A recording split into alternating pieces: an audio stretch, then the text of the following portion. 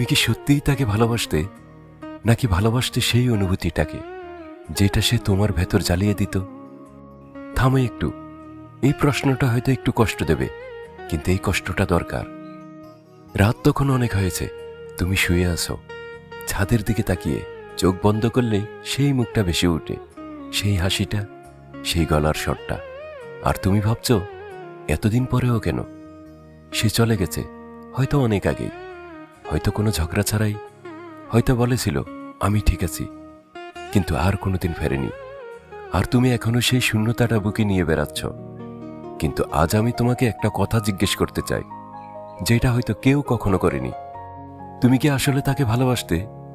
সত্যিই তাকে, তার দোষগুলো, তার মেজাজ, তার নীরবতা, তার সীমাবদ্ধতা সহ? নাকি তুমি ভালোবাসতে সেই মানুষটাকে যাকে সে তোমাকে অনুভব করাতো? একটু ভাবো, যখন সে পাশে থাকতো তুমি কেমন থাকতে? হয়তো তোমার মনে হতো তুমি গুরুত্বপূর্ণ কেউ, হয়তো মনে হতো তুমি বোঝা পড়েছ, হয়তো মনে হতো তুমি একা নও। সে তোমাকে এমন একটা অনুভূতি দিত যেটা আর কেউ কখনো দেয়নি। আর সেটাই ছিল আসল জিনিস, সেই অনুভূতিটা। তুমি সেটাকে ভালোবাসতে। এটা কি ভুল? না, একদমই না। মানুষ যখন কাউকে ভালোবাসে, সে আসলে একটা অনুভূতির কাছে ফিরে যেতে চায়, সেই মুহূর্তের কাছে যখন সে প্রথমবার নিরাপদ মনে করেছিল, প্রথমবার মনে হয়েছিল হ্যাঁ, এই মানুষটার সাথে আমি সত্যি। এটা দুর্বলতা নয়, এটা মানুষের সবচেয়ে গভীর চাওয়া। কিন্তু একটা সত্যি কথা আছে, যখন সে চলে যায় তুমি শুধু তাকে হারাও না, তুমি সেই অনুভূতিটাও হারাও, সেই নিজেকে হারাও যে তার সামনে একটু বেশি নিজে ছিলে। আর সেটাই সবচেয়ে বেশি কষ্ট দেয়। তুমি তাকে মিস করছো না শুধু, তুমি মিস করছো সেই নিজেকে যে তার কাছে ছিলে। এখন একটু থামো, চোখ বন্ধ করো, মনে করো সেই মানুষটার কথা। তারপর নিজেকে জিজ্ঞেস করো, সে যদি আজ ফিরে আসতো ঠিক যেমন আছে, তার সব খামতি, তার সব দূরত্ব নিয়ে, তুমি কি সত্যিই তাকে চাইতে? নাকি তুমি চাইতে সেই অনুভূতিটা ফিরে পেতে? সৎ থাকো নিজের কাছে। এখানেই লুকিয়ে আছে সেই ব্যথার আসল নাম। এটার নাম শুধু বিচ্ছেদ নয়, এটার নাম নিজের একটা অংশ হারিয়ে ফেলা। সেই অংশ যেটা শুধু তার সামনেই বেঁচে উঠত। মনোবিজ্ঞানীরা বলেন, মানুষ সম্পর্কে আসক্ত হয় না, আসক্ত হয় অনুভূতিতে।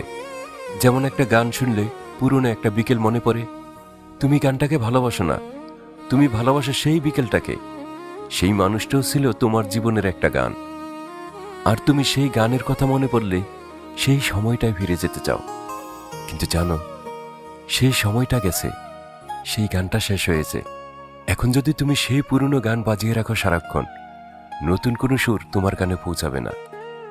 তুমি হয়তো ভাবছো, তাহলে কি আমি যা অনুভব করেছিলাম সেটা মিথ্যা ছিল? না, সেটা মিথ্যা ছিল না, সেটা ছিল তোমার জীবনের সবচেয়ে সত্যি কিছু। কিন্তু সত্যিটা হলো, সেই অনুভূতি তুমি নিজেও তৈরি করতে পারো, একা, অন্য কারো সাহায্য ছাড়া। যে মানুষটা তোমাকে মূল্যবান মনে করাতো, সে কি তোমাকে মূল্যবান বানিয়েছিল? না, সে শুধু তোমাকে দেখিয়েছিল তুমি আগে থেকেই মূল্যবান। সেই আয়নাটা এখন নেই, কিন্তু তুমি তো আছো। আজকের রাতটা একটু অন্যভাবে কাটাও, তাকে মনে করো, কিন্তু তারপর নিজেকে জিজ্ঞেস করো, সে আমাকে যা অনুভব করাতো সেটা আমি নিজে নিজেকে দিতে পারি কি? সেই প্রশ্নটাই তোমার সেরে ওঠার শুরু। আর যদি মনে হয় না, এখনো পারছি না, তাহলে জানো সেটাও ঠিক আছে। সেরে ওঠা মানে ভুলে যাওয়া নয়, সেরে ওঠা মানে সেই ব্যথাটা বুকে রেখেও হাঁটতে পারা। পরের ভিডিওতে আমি বলবো, যে মানুষ চলে যাওয়ার পরও তুমি তার জন্য ভালো থাকতে চাও, সে কি সত্যিই তোমার ভালো চেয়েছিল, নাকি তুমি নিজেকে শাস্তি দিচ্ছ ভালো না থেকে? সেই কথাটা একটু কঠিন, কিন্তু দরকারি। নীরব সত্যের সাথে থাকো, নিজের সাথে থাকো, নিজের জন্য।